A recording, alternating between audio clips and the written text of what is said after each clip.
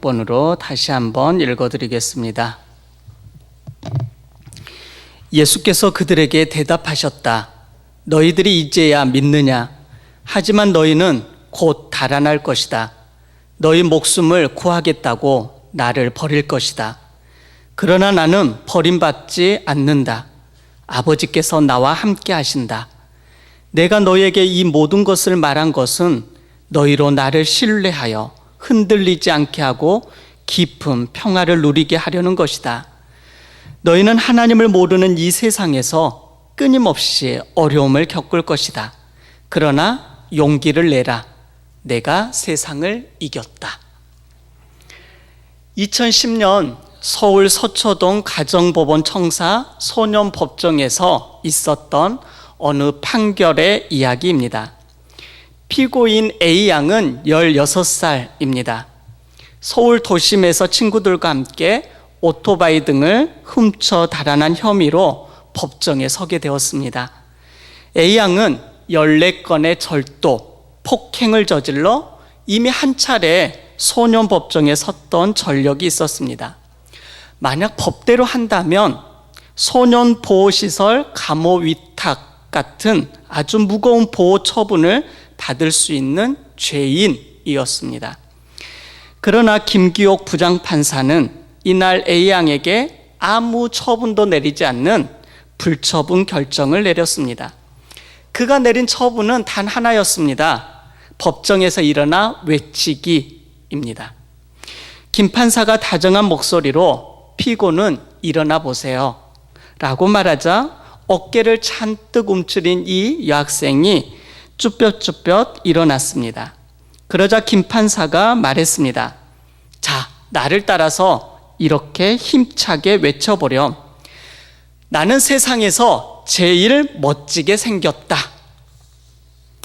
예상치 못한 재판장의 요구에 잠시 머뭇거리던 이 A양은 나지막하게 나는 세상에서 그렇게 입을 뗐습니다.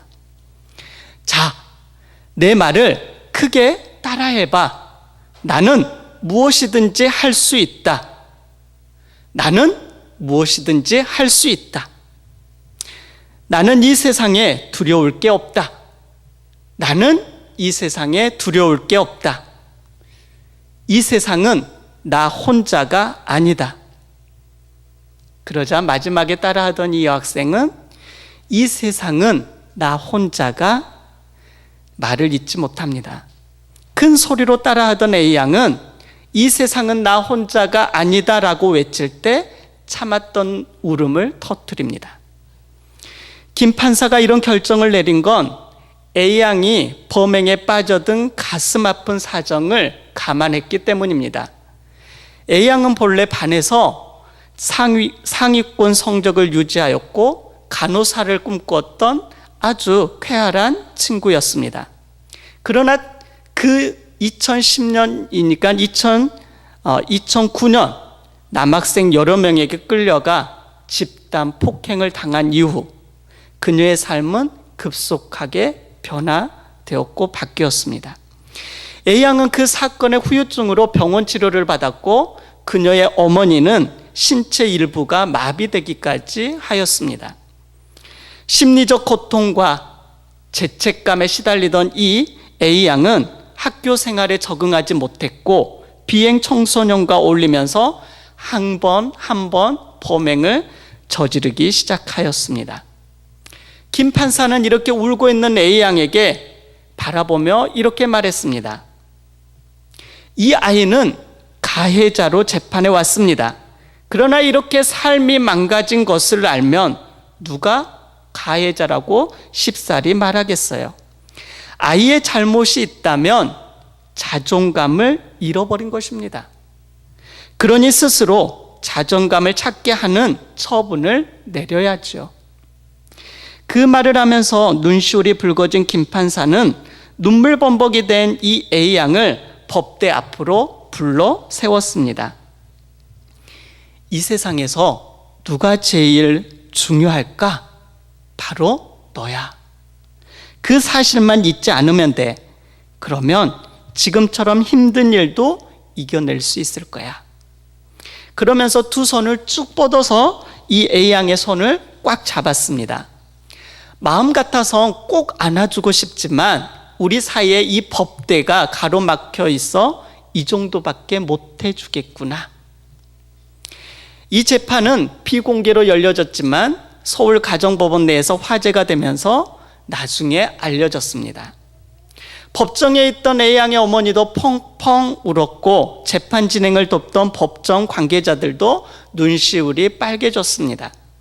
법정에 울음을 터뜨린 소녀의 미래가 어떻게 전개될지 잘 알 수 없습니다. 그러나 분명한 건 그녀에게 진정으로 필요했던 건 보호 감호라는 법적인 처분보다 그녀의 잃어버린 자존감, 자존심, 그것들을 세워주는 것, 자신을 향한 외침이었을 거라는 겁니다. 일어나서 힘차게 외쳐라. 이 세상은 나 혼자가 아니다. 지금 이 시대, 우리가 살고 있는 이러한 시대, 함께 우리가 손을 내밀며 용기를 주고 힘을 불어넣어주며 일어나라고 격려해 주는 사람들이 정말 필요한 시대인 것 같습니다. 요즘 걱정이 많아 불안한 현대인들이 너무나도 많다라고 설문조사에 나타났습니다. 취업 포털 잡코리아가 글담 출판사와 함께 성인 남녀 1924명을 대상으로 현대인들의 걱정과 불안감에 대해서 조사했습니다. 우선 요즘 걱정이 많은가? 라는 질문에 전체 응답자의 과반수 이상에 달하는 64.4%가 나는 요즘에 너무나도 많은 걱정과 불안감에 쌓여 있다라고 설문에 응했다고 합니다. 특히 20대 응답자 중에는 10명 중 7명 이상인 71.8%가 요즘 걱정이 매우 많다라고 하였고 30대 중에는 60.3%, 40대 이상 중에는 50.7%가 걱정이 매우 많다라고 답했습니다. 이러한 걱정과 불안감의 원인 1위는 바로 취업, 돈벌이, 그리고 장래에 대한 미래에 대한 불안감입니다.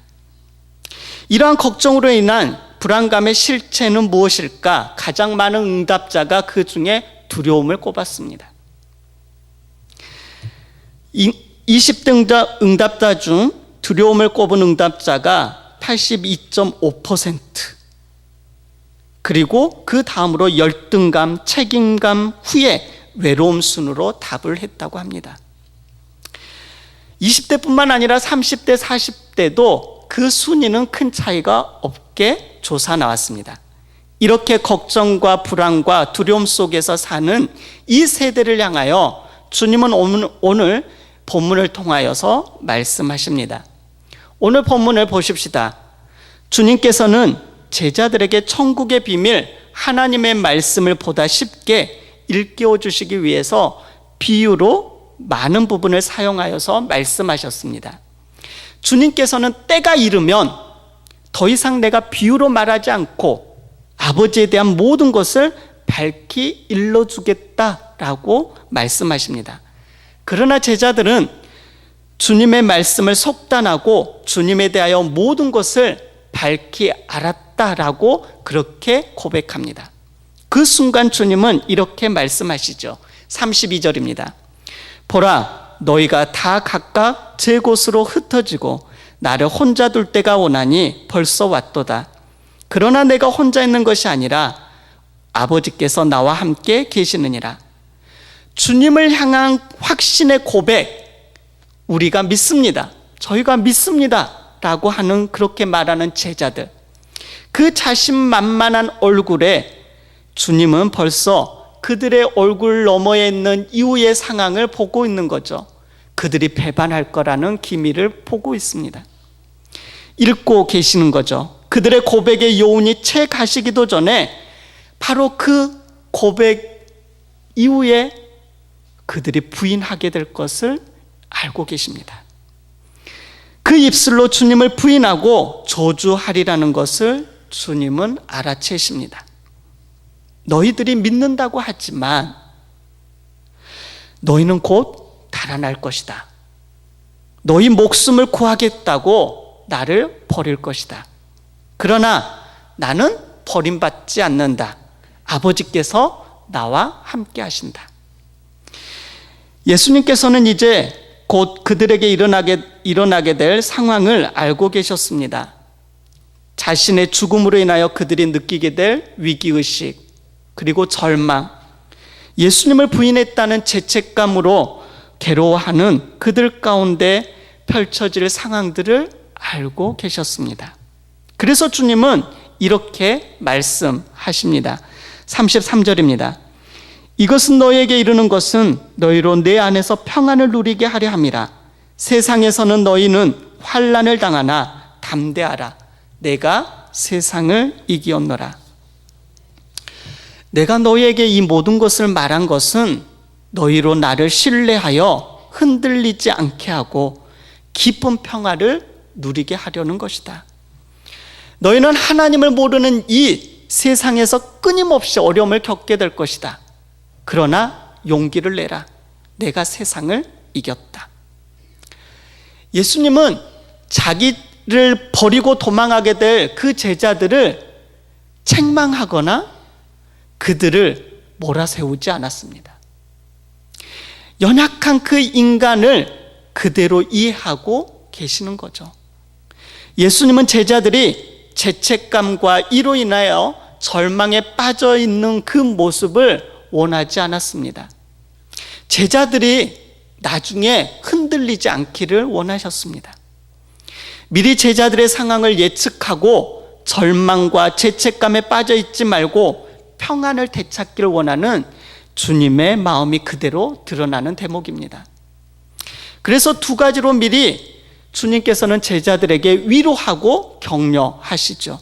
첫째, 너희 목숨을 구하겠다고 나를 버릴지라도 나는 버림받지 않을 것이니 걱정하지 말아라. 아버지께서 나와 함께 하신다. 그렇게 위로합니다. 너희가 나를 버릴지라도 나는 버림받지 않을 것이다. 아버지께서 나와 함께 하신다. 둘째는 너희가 세상에서 어려움을 겪게 될 것이지만 담대하여라. 용기를 내어라. 마음을 다시 먹어라. 내가 세상을 이겼다 라고 격려하시죠. 사랑하는 강서가족 여러분, 주님 앞에 서 있는 요즘의 나의 모습은 어떠한 모습입니까? 죄책감에 사로잡혀 있습니까? 아니면 언제나 당당합니까? 아니면 괴로운 마음으로 주님 앞에 나오고 있습니까? 아니면 너무 외로움 속에 이 시간에 오셨습니까? 아니면 불안하십니까? 자꾸 나 자신에 대해서 한심스럽게 그러한 마음을 가지고 이 시간에 나오지는 않았습니까? 지금 우리의 모습이 어떠하든지 언제 어떤 순간에도 아버지의 현존을 확신하며 아버지와 긴밀히 소통하고 일치하시는 예수님의 강한 믿음을 우리는 보아야 합니다.